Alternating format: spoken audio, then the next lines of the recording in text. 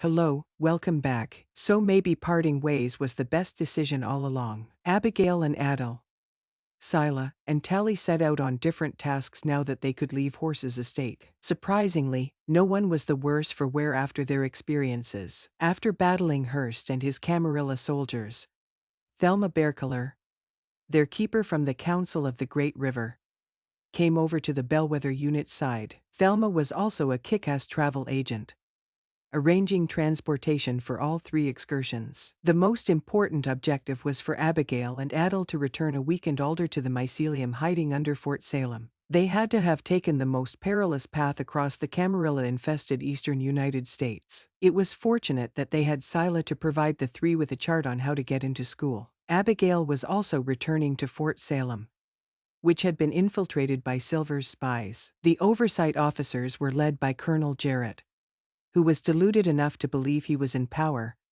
with Petra kowtowing to his every whim. Petra has been balancing her army's operations and protecting the fugitives despite Jarrett and company's meddling. It must be useful to telepathically warn your officers not to listen to Jarrett and to issue counter orders. Working around the Camarilla presence will only get more difficult when Silver pushes a battalion of Camarilla stormtroopers into Petra's army to lead the assault on the session. When she resisted Hearst and his thugs, Thelma accidentally gave the Camarilla a pretext to invade. Never mind that they burst into a session facility without notice in pursuit of the fugitives. Thelma's acts provided the Camarilla with the justification they needed to attack a sovereign state. Fortunately, Thelma was among the indigenous leaders who understood better than to put their confidence in the white man. So she has been assembling a militia for precisely such a case. As a result, the Camarilla will be pitted against the Session witches as well as the army witches. They'll come to regret it. Now, how do those witches get the spree to join them? The Camarilla couldn't possibly be large enough to manage all those witches,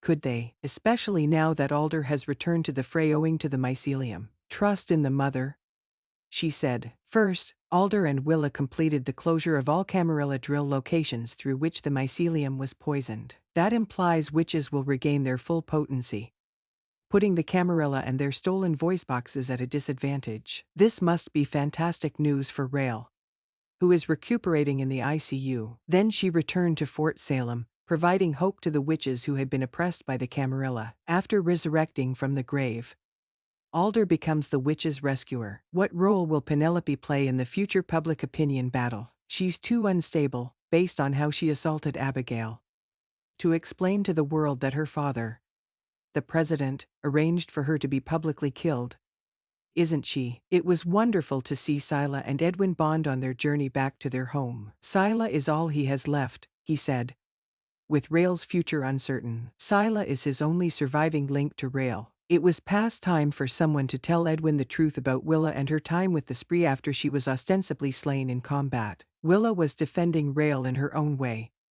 Thus Edwin handled the situation nicely. But why was Willa so adamant about blocking Sila and Edwin from talking to Rail? Rail is indeed safer in the mycelium. However, she would appreciate hearing from her girlfriend and father. At the very least, her closest friend, Quinn, was able to communicate with Willa, even though Willa refused to commit to returning Rail to the current world. That appearance was the closest Edwin and Willa got to a meaningful farewell. When Tally went to California to assure her mother May's safety, she also handled a lingering issue. Tally saw the implementation of Silver's witch registration pilot program. She also noticed that agents had been stationed outside her mother's home. She also had secrets, she discovered, as her book club was organizing a raid on a government office to take witches' documents in order to stall the registration process. May and her middle-aged raiders were accompanied by Tally, a skilled soldier. Using her scrying power, she spotted permanent witches' collars in the basement of the building. May demonstrated Tala's innate drive by setting fire to the collars,